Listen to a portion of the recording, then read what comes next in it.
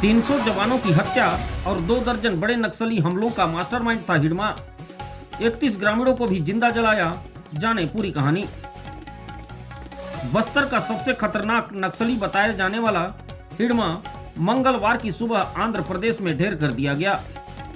उसके मारे जाने के साथ ही नक्सलियों के पोस्टर बॉय का अंत हो गया। अब नक्सलियों का राजनीतिक रूप से सब कुछ बिखर चुका है। हिडमा को बड़ा और खूंखार नक्सलियों ने ही बनाया। यह उनके साइकोलॉजिकल वार का हिस्सा था। हर बड़े हमले का नेतृत्व उसे सौंपा गया। हमलों में वह फील्ड पर रहता और अपनी बटालियन को लीड करता। साल 2010 के बाद ज्यादातर घटनाओं में वह सीधे शामिल रहा। जंगल में बड़े लीडर रणनीति बनाते और हिडमा बाहर उसे अंजाम देता। गुरिल्ला वार में वह और उसकी बटालियन लगातार मजबूत होती गई। ताड़मटेला, झीरम और टेगलुगेडम जैसी बड़ी वारदातों को उसने लीड किया। Hidma Dandakaranya special zonal committee के सेक्रेटरी रहे। रमन्ना को अपना गुरु मानता था। बताया जाता है कि रमन्ना ही उसे नक्सल संगठन में लेकर आया था। हिडमा ने बीते 25 साल में सबसे ज्यादा खून बहाया। उसका खूनी रिकॉर्ड बताता है कि उसने 2 दर्जन से ज्यादा बड़े हमलों का सीधे नेतृत्व किया।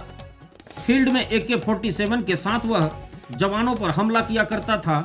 हर बड़ी घटना की FIR में उसका नाम अब भी लिखा हुआ है। हिडमा की बर्बरता का अंदाजा इसी बात से लगाया जा सकता है कि सलवा जुलूम के दौर में उसने 2006 में एर्राबोर में 31 ग्रामीणों को राहत शिविर में जिंदा जला डाला था। उसके इसी दुर्दांत रूप को देखकर संगठन ने उसे 2008 से 2009 के बीच बटालियन का कमांडर बनाया। सलवा जुलूम के दौर में उसने खूब खून बहाया। उसके बाद बटालियन की कमान मिलते ही उसने जवानों को टारगेट करना शुरू किया और लगभग 300 जवानों की हत्या का मास्टरमाइंड वही रहा। हिडमा 3 लेयर की सिक्योरिटी में चला करता था, लेकिन जब उसका अंत हुआ तो उसके साथ उसकी पत्नी और 4 अन्य नक्सली ही थे। बटालियन से सिर्फ उसका पर्सनल गार्ड देवे था। बाकी 3 अन्य नक्सली थे। संगठन कितनी बुरी तरह से बिखर चुका है उसका अंदाजा इसी बात से लगाया जा सकता है कि अब बड़े लीडर्स के पास उनकी तय सिक्योरिटी भी नहीं बची है। वे बेहद छोटे ग्रुप में जंगल में छिपे रहे हैं। जल्द ही इसी तरह से और भी बड़ी खबरें आ सकती हैं।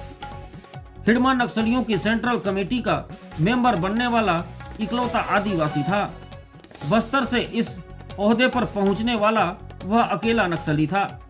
बताया जाता है कि 90 के दशक में जब पूर्ववर्ती में DKSZC सेक्रेटरी रमन्ना सक्रिय था, तब उसने हिडमा को गांव में ही 14 साल की उम्र में बाल संगम के रूप में तैयार किया। रमन्ना ने ही हिडमा को बसवा राजू से मिलवाया और फिर वह बसवा राजू समेत सभी बड़े लीडर्स का भरोसेमंद बनता गया। बसवा राजू ने ही उसे PLGA बटालियन का जिम्मा सौंपा। हिडमा को बटालियन की जिम्मेदारी सौंपे जाने से पहले उसे बसवा राजू से खास ट्रेनिंग मिली।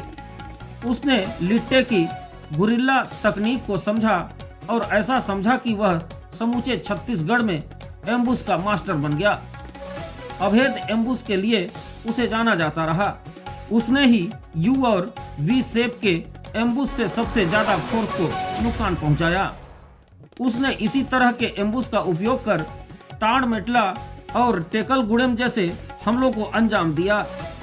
हिडमा का खूनी रिकॉर्ड 1981 में हिडमा का पूर्ववर्ती में जन्म, 90 के अंत में नक्सल संगठन से जुड़ा, 2000 में हथियार फैक्ट्री से जुड़ा, 2007 में उपलमेटा में हिडमा के नेतृत्व में हमला, 24 जवान शहीद।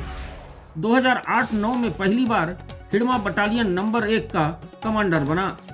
2011 में दंडकारण्य स्पेशल जोनल कमेटी सदस्य बना। 2013 में झीरम घाटी का कांड मास्टरमाइंड कहलाया।